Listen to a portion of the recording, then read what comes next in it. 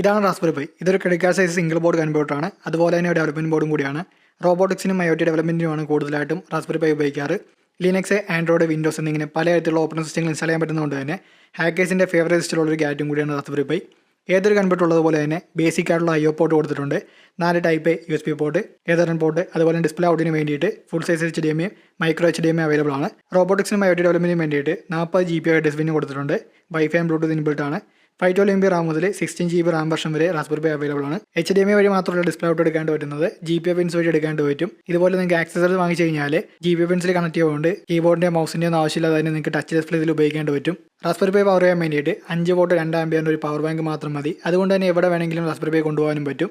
Raspberry pi കൊണ്ട് pocket PC മാത്രമല്ല private server create ചെയ്യാനും അതുപോലെ തന്നെ NAS സെർവർ ക്രിയേറ്റ് ചെയ്യാനൊക്കെ പറ്റും. അപ്പോൾ അതെങ്ങനെയാണെന്ന് അറിയാൻ താല്പര്യമുണ്ടെന്നുണ്ടെങ്കിൽ കമന്റ് ചെയ്ത് അറിയിക്കുക.